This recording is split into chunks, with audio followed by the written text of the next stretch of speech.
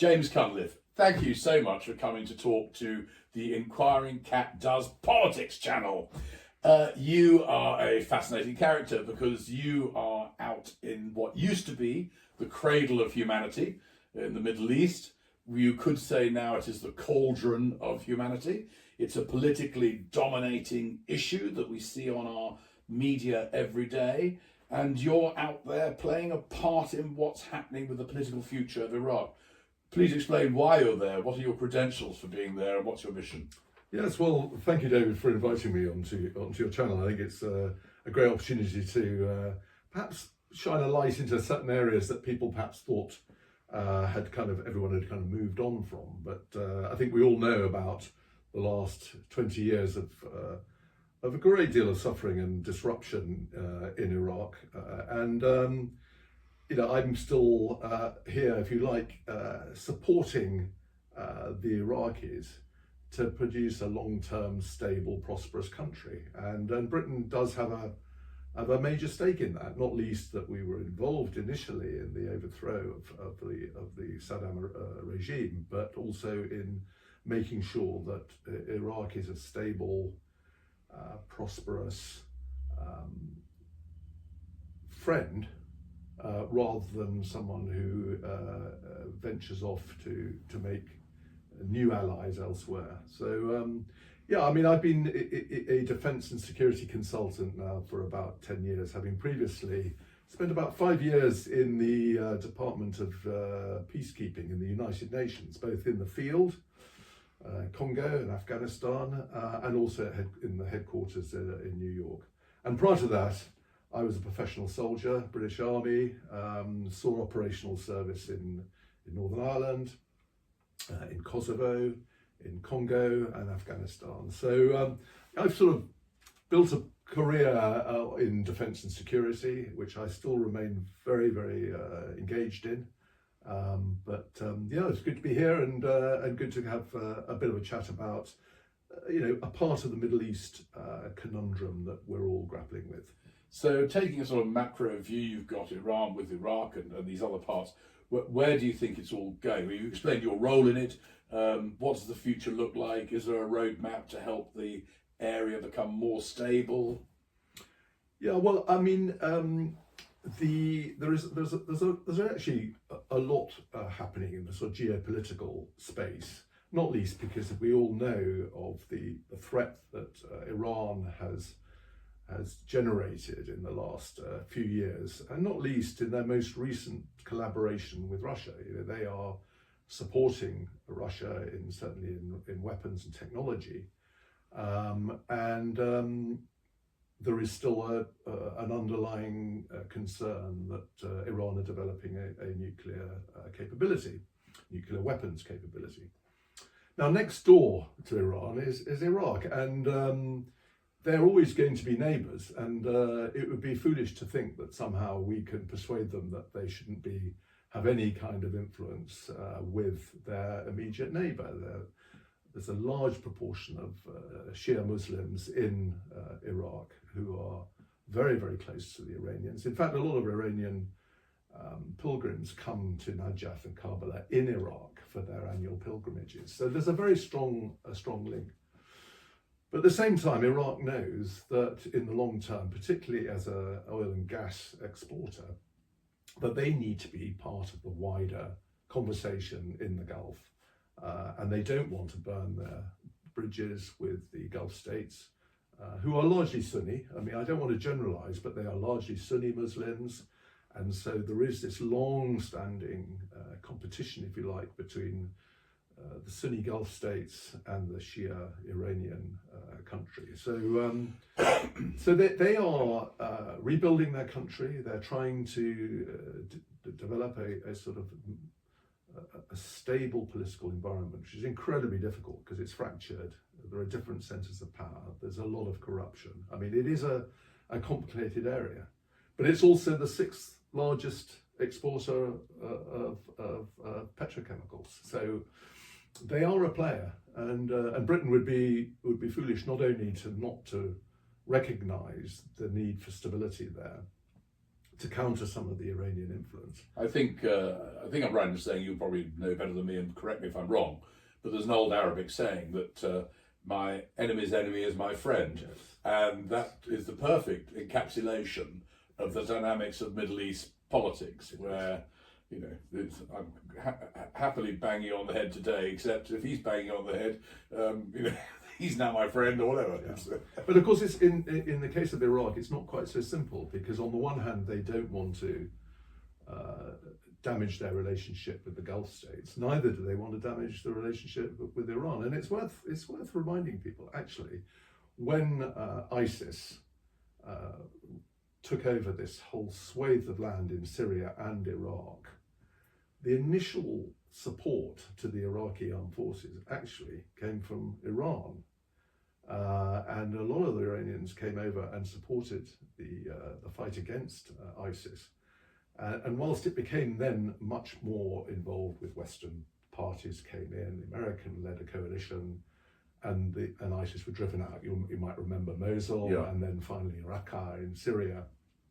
But Iran has always had an interest in its wider security, and part of that has been, if you like, a forward defence, and it does explain to a certain extent why they are interested in their immediate neighbours. Now, you're a kind-hearted fellow, and the British government is extraordinarily generous. I can't believe that either you or we as a state are there purely for altruistic reasons to make the Iraqis have a happier future. What's our vested interest? Well, I think there are a number of issues. I mean, obviously there is still this residual counter-terrorism concern from residual ISIS, Al-Qaeda, and new threats. So that hasn't gone away completely. So that still is still important.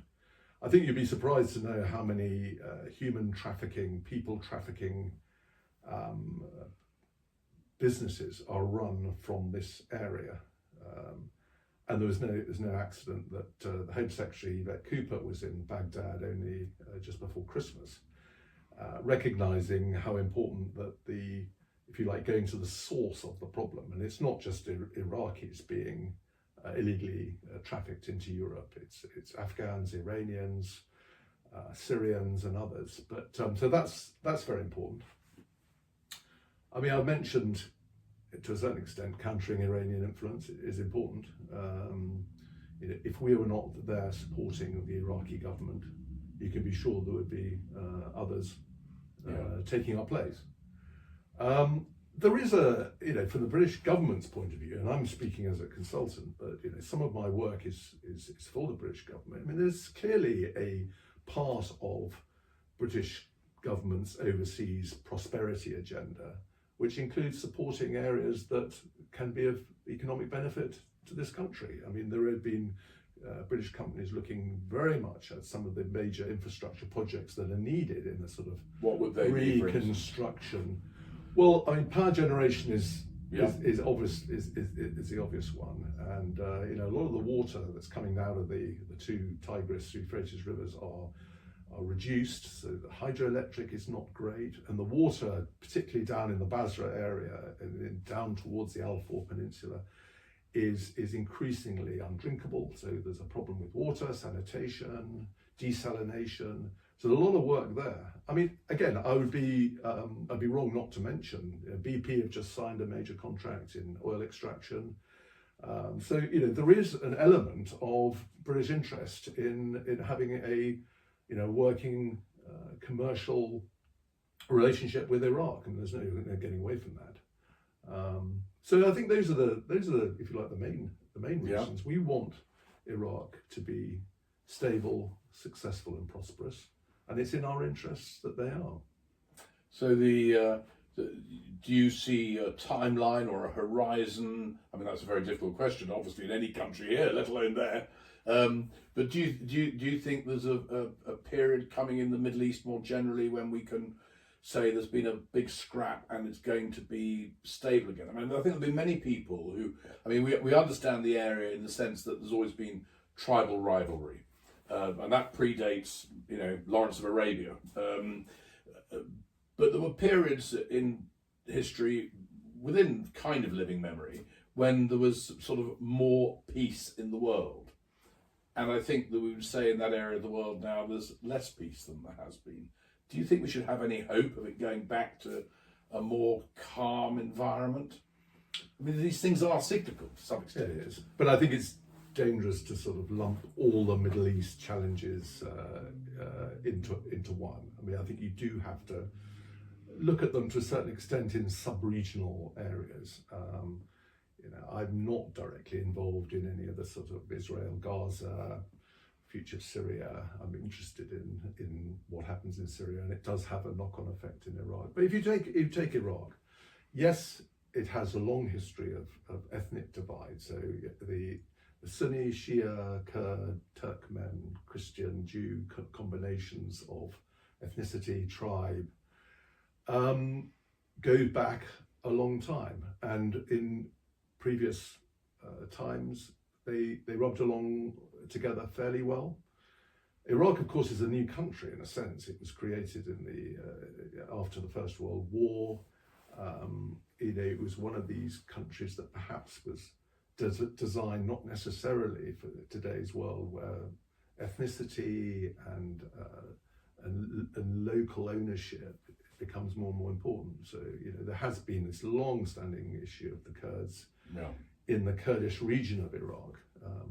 But going back to what you're saying, Britain's involvement, I mean, it'd be wrong to think that there are still lots of British military there, or a lot of kind of security apparatus. I mean, I'm working as a private consultant. I work for a large international development company. There are quite a lot of people like me doing work in all sorts of sectors: the finance sector, health, education, infrastructure. So there are a lot of expertise, and we're not there telling the Iraqis how to do it. We're there trying to help them to take full ownership, to help them with advice and some of the technical expertise that they need. And you have to build up relationships over time. And I've been in and out of Baghdad now since 2017. So you build up relationships, you work with people very carefully, and you don't try to tell them how to do things. That's a mistake I think all the West have made. So what I've got you, because this is a topical issue, you explained Britain's vested interest down there. That has some military aspect to it. We are sitting here discussing the world just after the appointment of a new American Defense Secretary who has, I wasn't at all surprised when he announced the other day the reorientation of American defense strategy to the Far East and to the East, although I think there was a certain amount of clutching of pearls when he came out with it. But if you think about it, it wasn't that surprising. And although I'm no fan of Donald Trump, and in fact, I'm one of those people who say, there are idiots who do good things and there are good people who do idiotic things. And Trump in his first term did two things which I thought were very good. One was holding NATO to account and saying you need to shoulder your fair share of the cost of defence. And the other was starting to tackle China. I thought those were good things. And of course, we've been aiming for this whole idea of it should be 2% and 2.5%. And then last week, Hegseth comes out and said we should be spending 5% of GDP on defence. And you and I both know that defence spending, or the defining success on the battlefield, is not just down to the weight of numbers. And in fact, the comparison between the First and the Second World War proves that. There were as many people killed on one day in the Battle of the Somme as died in the whole of the Second World War, because technology had moved on. So it's not just about boots on the ground, but we need to spend more, I would advocate, on defence. What do you think? Yeah, well, I think the whole of Europe, I think William Hague described it as luxurious complacency. And I think there's an element of truth to that. Post-Cold War, a lot of kind of peace dividends were cashed in. And I think a lot of people who are very concerned about the current state of international security would say that Europe, and Britain included, have underinvested in defence and security, and I would say that. You'd expect me to say that, but these kind of capabilities to protect yourself is quite complicated now. As I say, as you were saying, it's not just now, tanks and battleships and fast jets. It's much more complex now. You might be fighting a hybrid war where people are attacking you below the threshold of direct confrontation, but it's disruption, it's cyber attacks. Well, that's already happening with the cables in the Baltic. Cables being severed, attacks on our power infrastructure, our banking systems. All of these are new threats. And whilst the military aren't going to be able to deal with all of them, defence and security cannot be grown rapidly. You've got to invest in it over the long term, and you've got to stick with it. And so I think we are facing I think the new administration, they like to shock with their first statements. It's headline grabbing stuff, and then when you actually look at the detail, you see them rowing back on some of they abolished USAID last week and immediately reinstated all the money they were providing to Haiti, for example. So I think one has to be a little bit cautious about jumping to conclusions, but the direction of travel is definitely America doing less in Europe.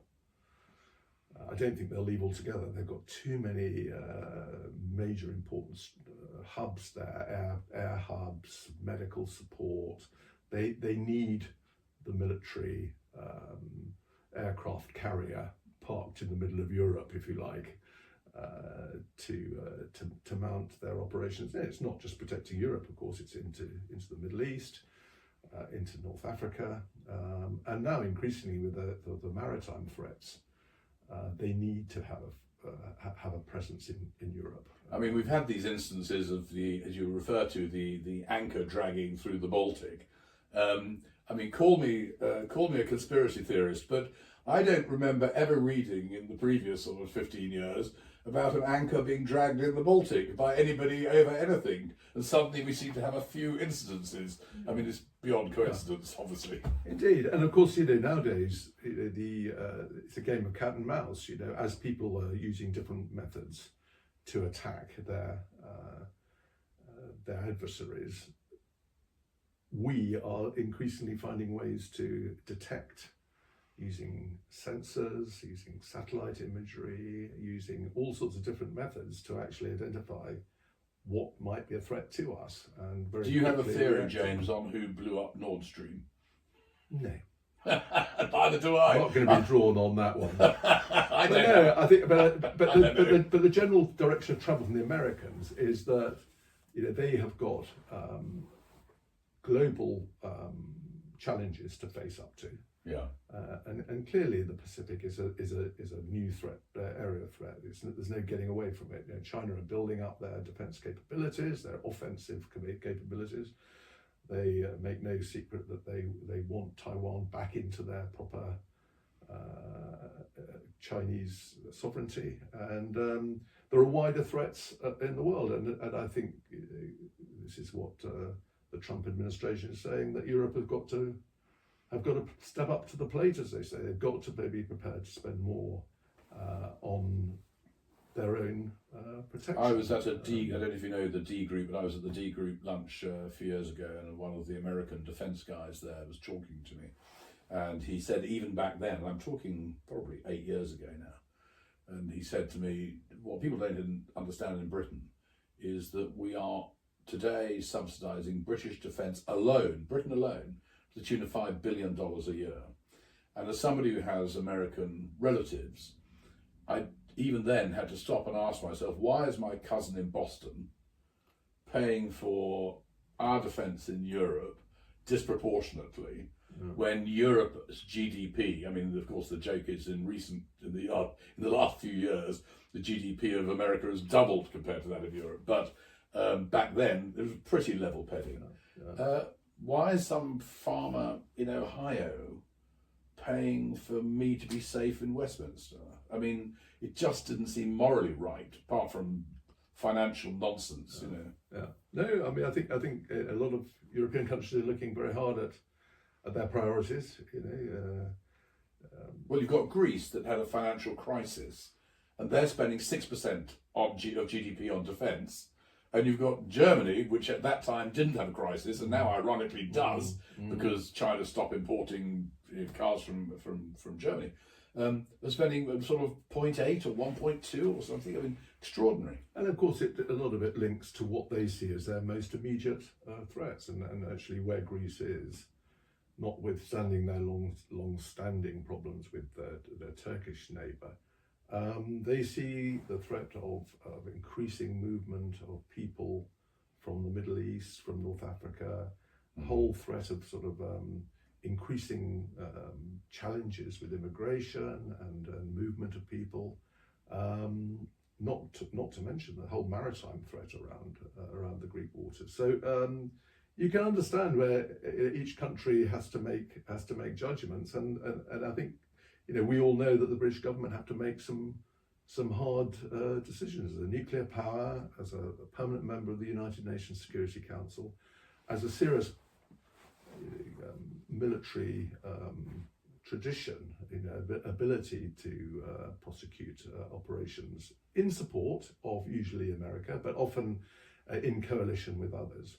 That it can't be done on the cheap. It's too complex now. There's too much technology required. There's too much requirement for investment in the defense industries, in technology.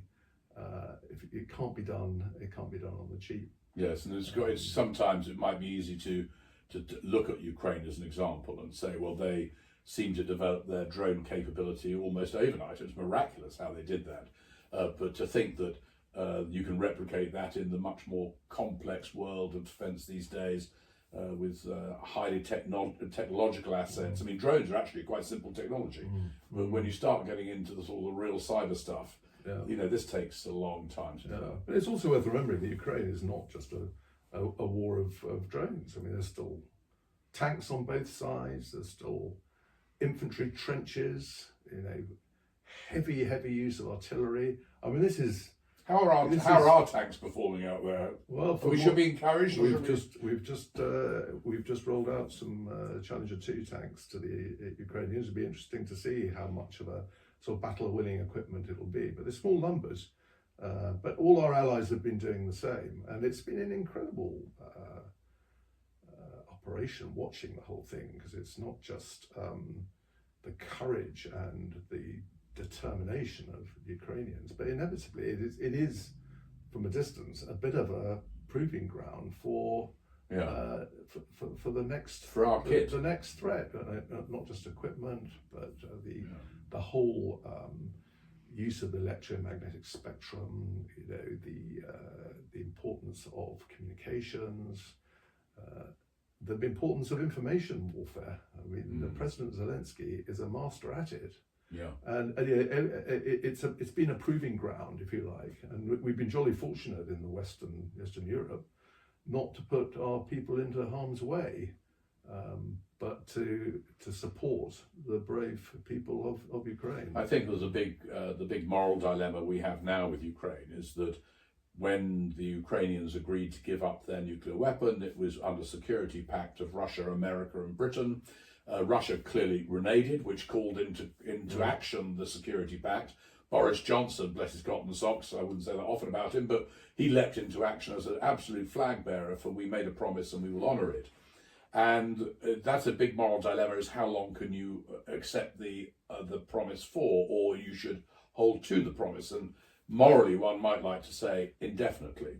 And I was listening to a representative of the Green Party on Question Time last night, and his utopian view was that, you know, we should be there forever. And he quite rightly expressed the risk that Putin, if not deterred, might decide to march into the Baltic states, which I've been to and adore, and they're lovely and they should be the way they are now today. But equally, the reality is that we've spent, I think, I might be wrong, you might correct me, but about 13 billion so far on, maybe not us alone, but Europe or whatever, on defending Ukraine. And how long does that go on for? Because ultimately, you and I, every taxpayer, is paying that. And people say, well, we've cancelled the winter fuel allowance.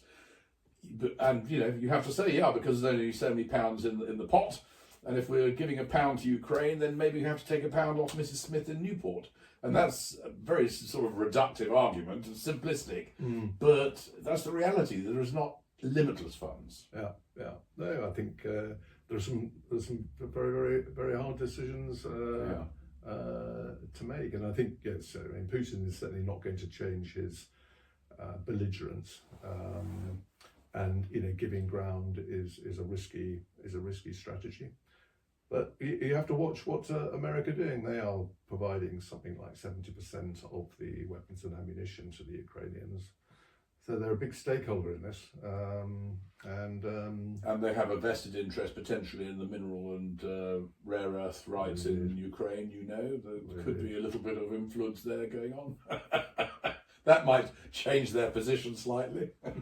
There could be a trade-off. James, thank you so much for talking to us today.